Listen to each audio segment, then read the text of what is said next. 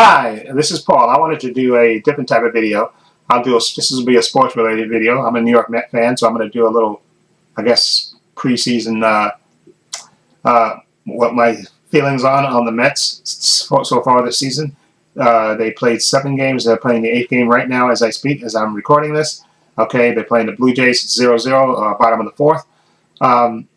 Okay, here's my things. I think we're getting really good starting pitching. And really good bullpen play out of this, which is I'm really happy with the bullpen. I think the bullpen is giving us a lot of scoreless innings and stuff, and really getting we got Budo and I forgot the other guy. I'm trying to remember his name. I can't remember his name, but he's pitched a lot of Krasnick. I think that's his name.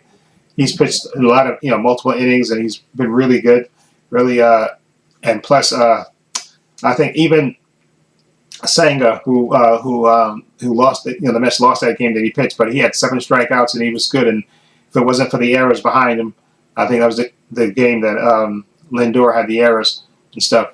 But he looked like he's pitching up the form. So I'm happy with the starting pitching so far, and with the and with the bullpen. I think that we got those are the strengths of this team so far. And of course, Pete. I'm happy with Pete. Pete has been really good this year. He's had 3 home runs, I think, right? He hit the grand slam, he hit the other home run, then he hit the home run yesterday. So I think he's hit 3 home runs so far. I think he has about 8 or 9 RBIs. Pete is definitely looking better hitting wise. He's not chasing like he used to do. Look like he's going to right field more, and he's not chasing like he was last year. Even though he hit 34 home runs last year, you could see he was chasing a lot of pitches on the outside. Pitches were getting him out, just throwing him on the outside. And I think ever since he hit that home run off Devin Williams, I think he's found the secret to success. So he's laying off that outside pitch, which I think is really key for Pete, because he has strength to all fields, and he's really doing a great number. So I'm really happy with Pete's production. And Juan Soto, as good as advertised, he got his first hit and RBI at Citi Field yesterday. That was good to see. And again, it's a pleasure watching him back, because you can tell he's just a professional hitter, and he knows the strike zone, and he's really, really doing a really good job. And Reyes looks like Reyes may be coming out. He got a hit yesterday, so hopefully, because I know he usually not Reyes. Well, I keep saying Reyes. I want to say Lindor. So it looks like he may be coming out of his slump. I know he usually starts slow before he heats up, so hopefully he'll be coming out of it now. And I think Brandon Nimmo has shown a lot of spunk too, so I'm happy with Brandon Nimmo as well. But let's say that the people that I'm not so, and also the catcher Torrance, he's been really hitting wise and throwing people out. He's been like a godsend behind the plate, So it's really, I'm happy that he's doing that, and I'm glad that he's good. And what you call it, they can tell Alvarez to take his time, healing, because Torrance is doing a really good job behind the plate, throwing people out and hitting wise, which is a nice surprise. So I'm happy with his production as well. Now, the people I have a problem with, okay? Vientos. He is really in a slump. And I don't know if it's a mental thing. He may need a day off to recover his head off. I just got through watching him. The Mets had hit a double. Jesse Winker hit a double, and he struck out. And then Beatty struck out. Okay, and this is kind of a 2-pronged thing. We know, since he proved that he can hit Major League pitching, Vientos, so he's just in a slump, and he has to get his head right. Okay, so I don't know if it'll be a thing where he gets, maybe Mendoza will give him a day off, or after a day game after a night game, like that type of situation, or just let him see him fight his way out of it, because I think he will, because he's too good a hitter, and he's proved last year between the regular season and the playoffs that he can hit Major League pitching. So Vientos, I think, will come out of it eventually. Okay, so I'm not worried about him as much. I just hope he doesn't get into his head too much. So I think eventually he will hit.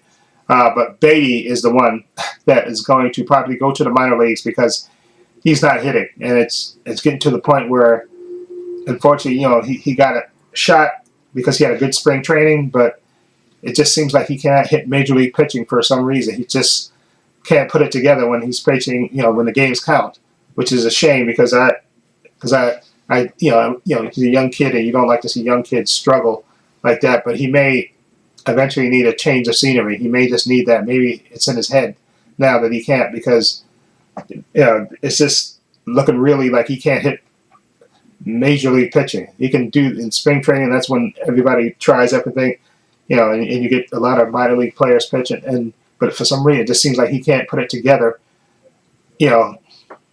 On when he plays when the games count, and it's a shame because again, like I said, he's a young kid and he has a sweet swing, but for some reason he's not hitting. And they said today Jeff McNeil is taking batting practice, which means he's close to coming back, which means Beatty is on that first bus up to Syracuse. He's going to be the first odd man out because Acuna could play second base, shortstop, and the outfield. So plus he has speed.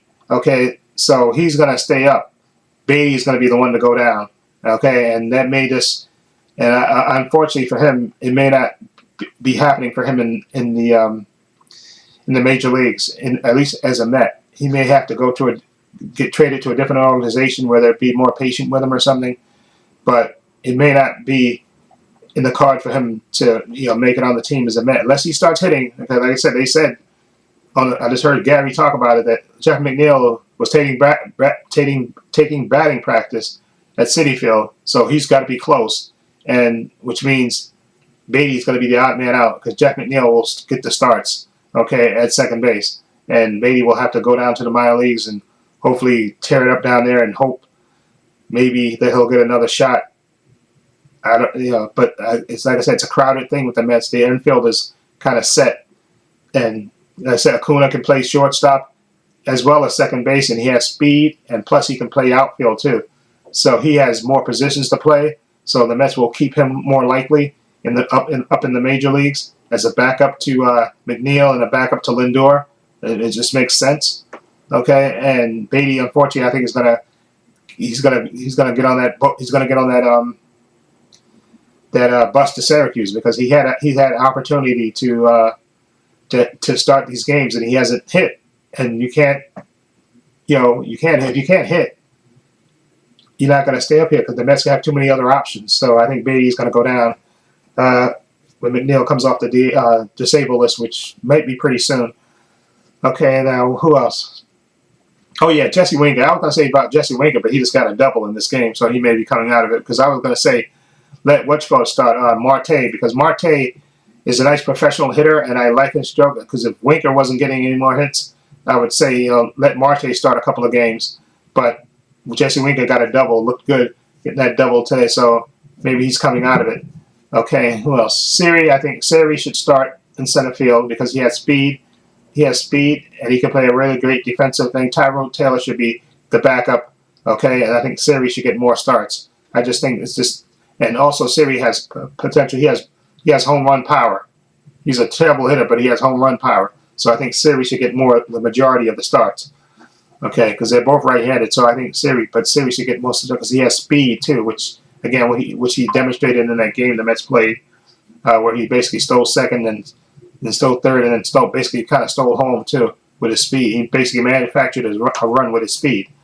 So as far as that's concerned, and I think that's about it for my Mets update because we know Minaya has suffered a setback.